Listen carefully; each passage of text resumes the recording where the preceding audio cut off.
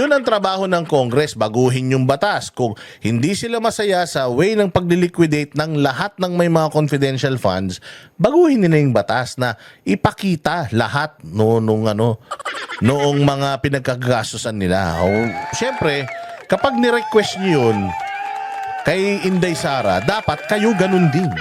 Dapat kayo nagpapakita din, kumbaga lead by example. So lahat ng mga patutsada nitong mga kupal na ito dyan sa Kongreso na magbubukas na naman daw sila ng panibagong Quadcom, panibagong Tricom at kung ano-ano pang com. Pucha yan. Umpisa pa lang eh. Sana nasayang yung 3 taon ninyo ng kakahiring. Sana naman itong pangalawang 3 taon ninyo magtrabaho na kayo. Diba? Magpasa na kayo ng mga batas. Hindi. Hearing na naman yung iniisip nyo. Magbubuo kami ng bagong Quadcom. Kasi yung Quadcom, ayun, yung Pogo. Tingnan mo ngayon. Yung hayop na nawawalang mga sabongero, dinidikit na ni Boying Rimulya na naman sa war on drugs o sa kay Pangulong Duterte. Hayop, no? Oo. Oo nga.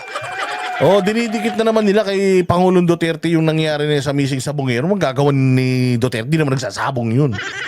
Hindi ba? So, ganun kasi talaga sila. Lahat kailangan maidikit nila sa mga Duterte. Kaya lang hindi na yan pipick upin ng tao eh. Kasi obvious na obvious, ilang beses nyo nang ginawa eh. Lahat na lang kinonekta nyo eh sa mga Duterte. Kahit kanina, dyan sa may Inquirer na naman. Yung kapatid ni Michael Yang ba yun? Kapatid ni Michael Yang may ginawang kabulastugan. Pucha, nahuli. Ngayon, ikinokonek na naman nila sa mga Duterte. Bakit? Kasi kapatid yun, noong kilala ng mga Duterte, anak ng tinapay na. Paano kung yung kuya lang yung kilala, yung bunso, hindi naman? Sabi ko nga kahit siguro kapitbahay nila Michael Yang, kapitbahay ni Michael Yang, nagbeating the red light, isisisi na naman nila sa mga Duterte yan. Kapitbahay ni Michael Yang, na kaibigan ng mga Duterte, ay nagbeating the red light. Mga abusado talaga. Sa lahat na lang dinikit sa mga Duterte. Ganun sila kabulastog. Ganyan sila kademonyo at kasatanas. Kaya nga, talagang ito, naniniwala tayo, with all this proof na naglalabasan ngayon, wala na talagang kwenta yung impeachment na yan.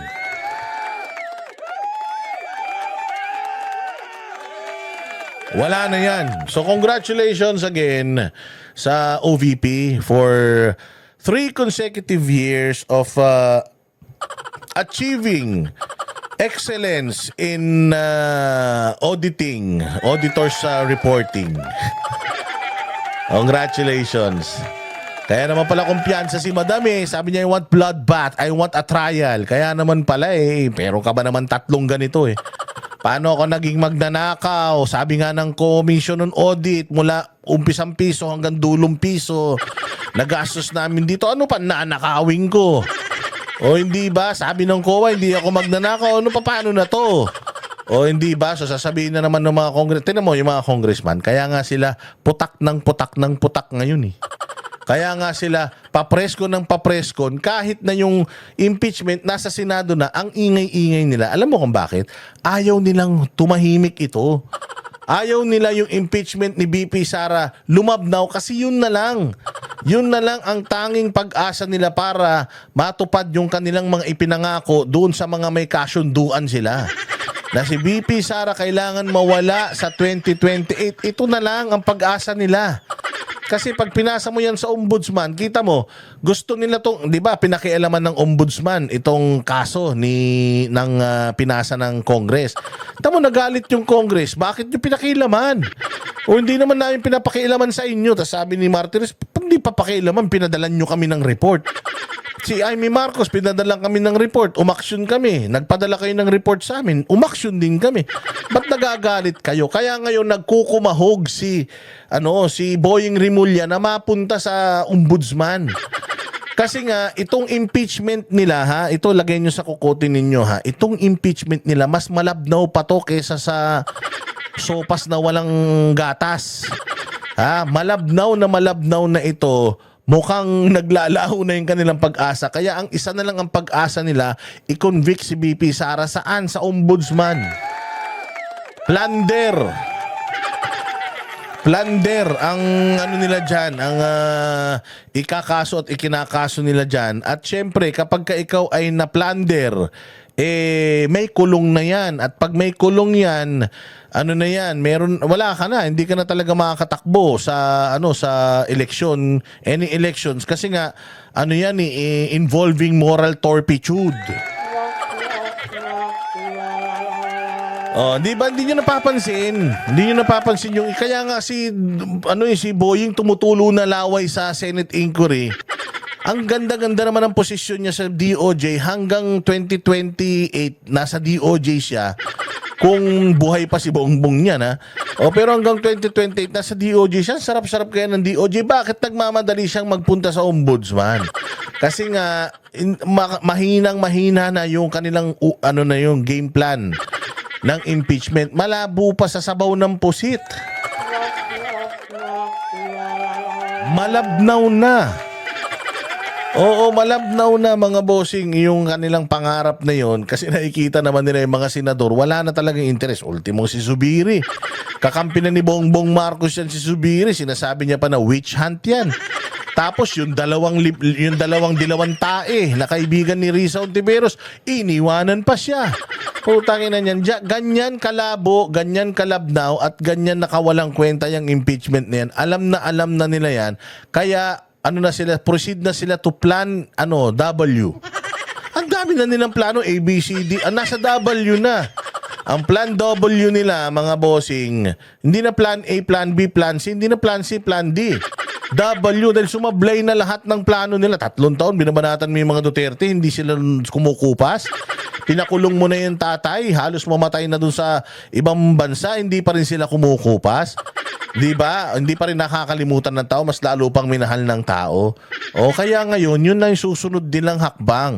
Kailangan merong demonyo, merong satanas na mapunta dyan sa ombudsman na magko-convict kay VP Sara para hindi na makatakbo sa 2028 election. Yun lang yun. Alam mo yung pinaka-plan Z nila, yung huling-huli na talaga, wala na talaga.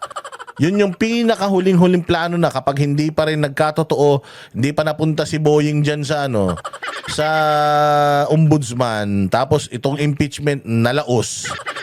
Oh, alam mo kasunod ang pinakahuli na talagang ito na yung pinakawalang-wala na talaga silang pag-asa. Kumbaga, worst comes to worst na.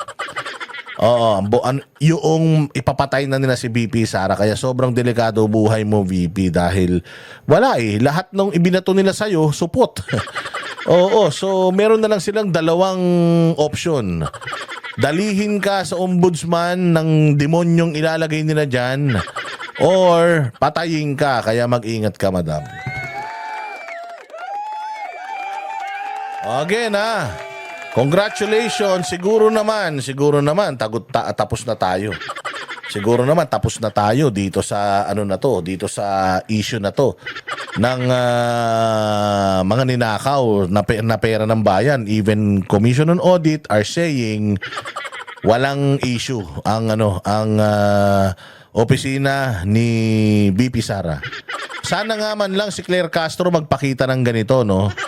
Ikaw ba, Claire Castro, si BBM, meron bang ganito natatanggap? Kung wala, putang ina.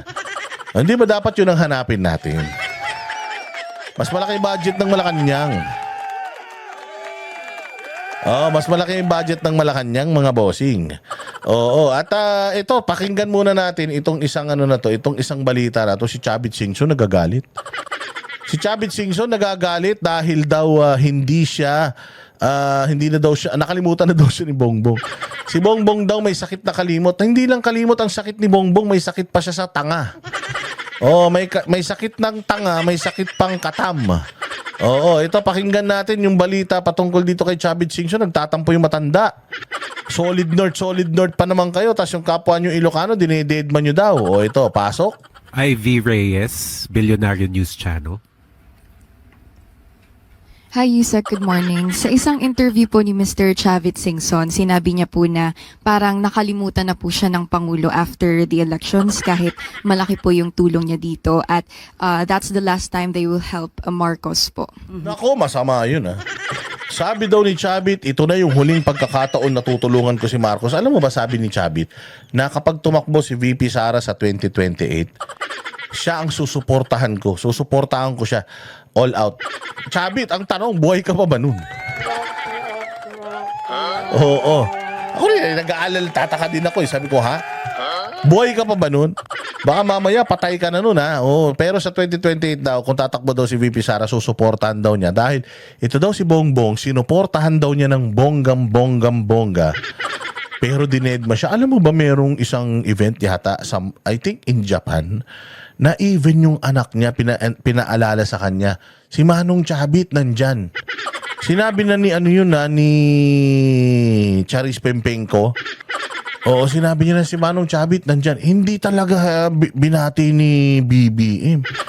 Dinedma niya talaga. O putya, ganyan ka walang utang na loob yung putragis na yan. Alam mo, Chavit Singson, sa totoo lang, ikaw, napakaswerte mo. Bakit? Ang swerte mo kasi hindi ka pa pinapakulong.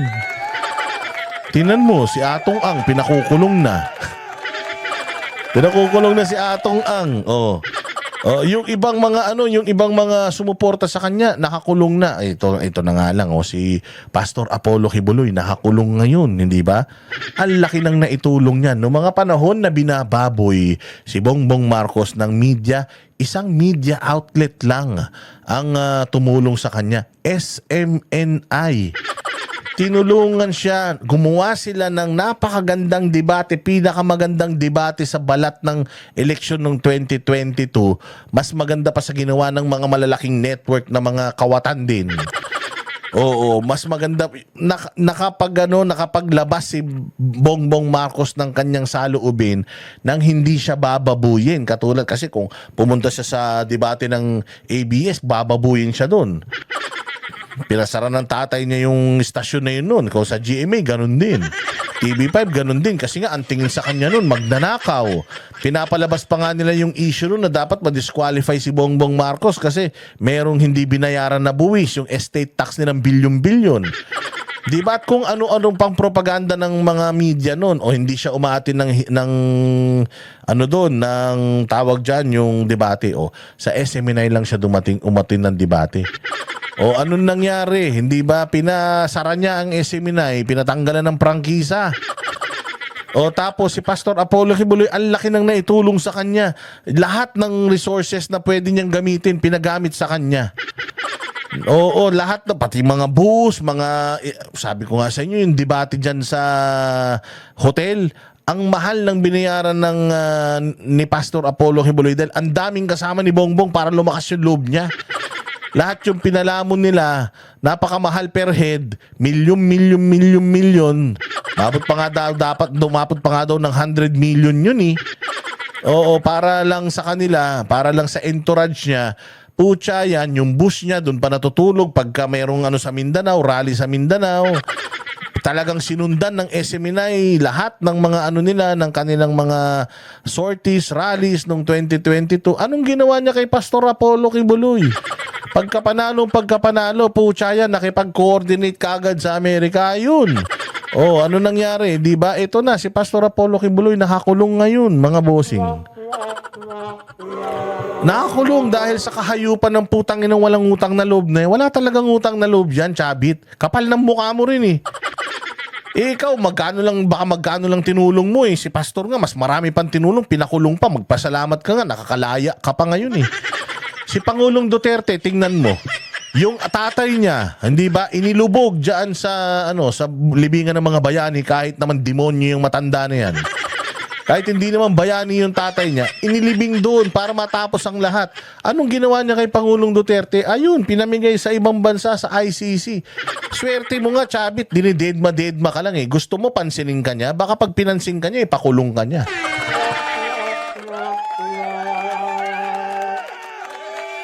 Si BP Sara, kita mo humihiling lang siya kay BP Sara, maging vice president mo naman ako. Ikaw, sige na naman, para manalo ako, kasi dinaya ako ni Robredo eh. Para maging vice president ako, mami, tulungan mo naman ako. Anong ginawa ni Sara? O sige, kahit na ayaw ko, na mag-national, gusto ko lang mag-mayor. Sige, tulungan ko kayo magpinsan, kayong buong angkampukin ng ina nyo. Lahat kayo ipapanalo ko mga putang ina ninyo. Oo, yung si Romualdez, wala namang alam sa buhay yun. Naging Speaker of the House pa. O, si Bongbong, o tingnan mo, Vice President ng hinihingi nilang magkapatid, silang dalawang manggagamit. Ano sabi ni VP? Sige, Vice President na lang ako. Presidente ka. Pero ipangako mo sa akin ha. Ako gagamit ng chopper kasi kailangan ko umuwi ng Davao araw-araw. Ganito, ganyan. Bigay mo sa akin yung National Defense. Ubusin ko yung NPA. At saka itutuloy natin yung mga nasimulan ng tatay ko, mga build project. Ha. O, ano sabi nung gago? Oo, sige, Presidente. Pucha, ginawa mong Presidente ang pukin ng ina. Tapos anong nangyari? O, di ba? Dinurog sila. Ayun, pinai-impeach si VP Sara. Pinai-impeach, binababoy, lahat. Nagbabayad ng mga troll farm para lang babuyin. O, ano na nangyari doon sa nabisto ng bilyonaryo ba nakabisto? Nabisto ng bilyonaryo yung isang bilyonaryo rin dito sa Pilipinas na gumagamit ng troll farm at AI para babuyin si Inday Sara. Anong ginawa ng putang inang pamahalaan? Wala. Nga. Oh, ganyang kasama, ganyang kademonyo. Itong punyetang Bongbong Marcos na tot ng mga aliporis niya. Itong mga Pilipino bumoto sa kanya 32 million. Anong ginagawa niya? 'Di ba? Umalwan na ba buhay natin sa 3 taon? May bago bang mga infrastruktura? May bago bang umusbong sa Pilipinas? Wala. Nga.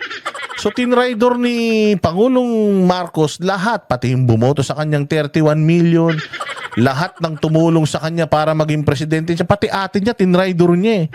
Ganyang kahayop yan, Chavit. Sino ka ba? Masyado ka naman yatang mataas ang tingin mo sa sarili mo kahit bati tayo. Gusto ko ipaintindi sa'yo, ang swerte mo. Kasi kahit na papaano, kahit na kinalimutan ka ni Bongbong, at least hindi ka niya pinakulong.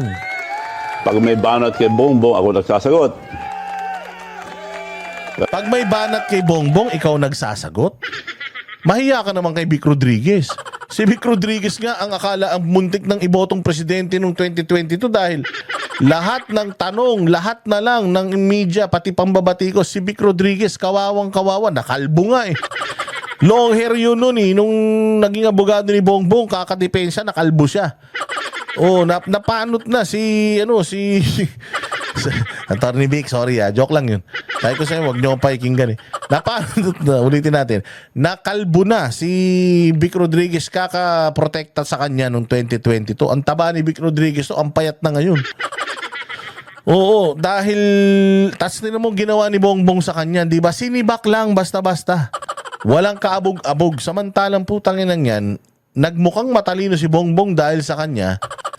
Ngayong nasa posisyon na lahat kinalo, swerte ka pa nga eh. Pero after election, may Alzheimer na si Bongbong, hindi na ako kilala. No may Alzheimer, walang Alzheimer yun. Oo, talagang demonyo yun. Traidor, walang utang na loob. Hindi Alzheimer's, putsang inaano mo naman, parang masyado mo naman binaba yung may mga Alzheimer's eh. Yung may mga Alzheimer's, special pa nga yung mga yan. Hindi katulad ni Bongbong, putsa, walang kapatawaran ng katraidoran ng hayop na yan.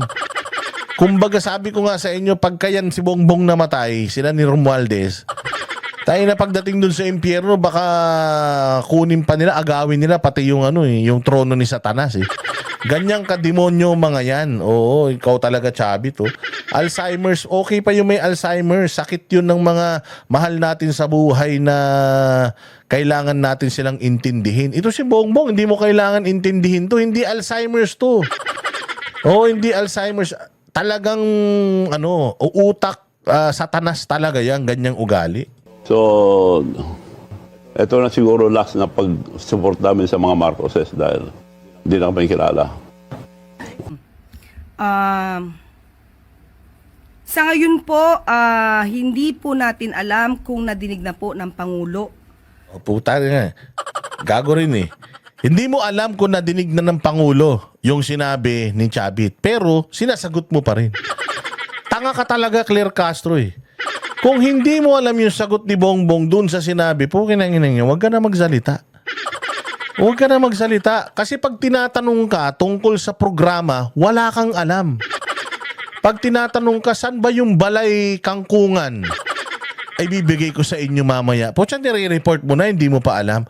Merong libo-libong mga barangay ang wala nang, baka drug free, baka kaya drug free, libre na drugs ha. Oh. Sabi niya meron daw mga libo-libo ng mga barangay ang drug free. Pucha yan, baka free na yung drugs dun ha. O kaya baka sobrang buy one take one na sa sobrang dami ng supply ha. Oh, nung tinanong siya, ano ba yan? Saan ba yung barangay na yan na drug free? Para lahat ng addict sa barangay namin, palilipatin ko ron para maubos naman yung addict sa amin. Oh, nung tinanong, anong sabi? Wala eh. Wala. Sabihin ko na lang sa inyo, bigyan ko kayo listahan. O kinaumagahan, may listahan ng dala-dala yung tanga. Puchang, kapal-kapal nung papel niya. O, ayun o. Ito na, yung mga listahan, di ba? Hinihingi nyo. Tangina niya, nung tiningnan ni Eden, yari o. Nung tiningnan ni Eden, putragis yan. Blanco yung kalahati. Utang inang yan. Kaya nga sabi ni Eden kaya naman pala ang kapal-kapal kasing kapal ng mukha niya eh. Kasi blanco. O anong sagot niya kinaumagahan? Di ka nahihiya, Claire Castro? Ang sagot niya kinaumagahan, dapat yung PIDEA tanungin natin kung bakit blanco. Putang ina ka, blanco na nga, pinakita mo pa. Ikaw ang nagpresenta, dapat ikaw ang tanungin, hindi yung PIDEA. Tanga-tanga ka ba? Palibasa, scammer kayo eh. Scammer mga putya. Oh. Ang mga tinuran po ni Governor Chavit Singson. Pero sa ating pagkakaalam po, ang ating Pangulo naman po ay hindi po siya nakakakalimot. Hindi nakakalimot. Gago. Nakalimutan nga lahat eh. Nakalimutan nga niya na may pangako sa Uniteam.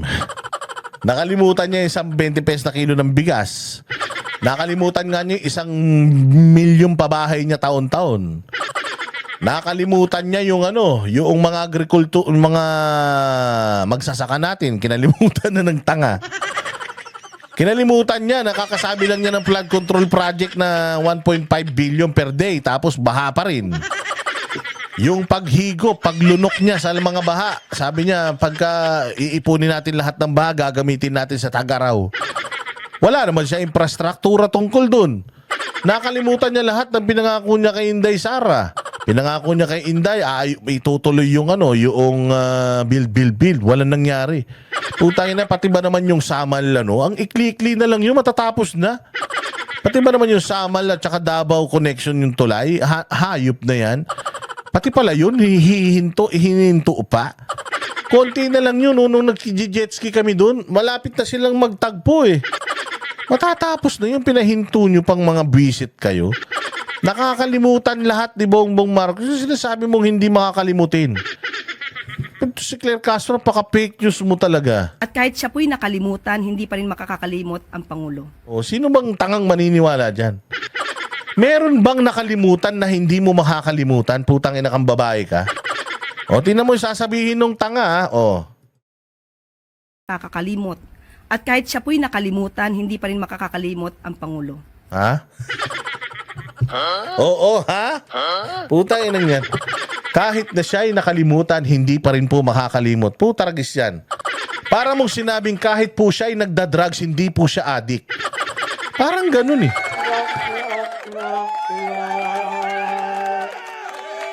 Ang gulo na ng Pilipinas, Claire. Putang ina, lumayas ka na. Sa totoo lang, putya, ikaw talaga ang nagpapabagsak ng ekonomiya. Ikaw yung nagpapabagsak ng karera ni Bongbong Marcos. Ikaw talaga. Wala nang iba. Mga bossing, tingnan mo, saan ka makakita ng ganito? Oo, saan ka makakita ng nakakalimot ng hindi nakakalimutan? Anak ng tinapay, ulitin nga natin, ang galing-galing mo talaga, Claire. Governor Chavit Singson. Pero sa ating pagkakaalam po, ang ating Pangulo naman po ay hindi po siya nakakakalimot. At kahit siya po'y nakalimutan, hindi pa rin makakakalimot ang Pangulo. Explain nyo nga sa akin. Kahit po siya ay nagkamali, hindi po magkakamali ang Pangulo. Kahit po siya ay hindi nagtututbrush, hindi po bad breath ang Pangulo. Kahit po siya ay hindi naliligo, walang putok ang Pangulo. Parang ganun yung sinabi niya eh. Wag kang mag-alala, Chavit Singson. Kasi kahit na kinalimutan ka na niya, ay hindi ka niya makakalimutan. Oh, tangina ka. Boba. Walang utak. Abugaga. At yun nga mga kababayan, anong masasabi niyo sa balitang ito? Maaring ihayag ang inyong opinyon at kuro-kuro sa comment section sa ibaba. Huwag din kalimutang mag-like, mag-subscribe at mag-share sa bidyong ito. Maraming salamat sa panonood.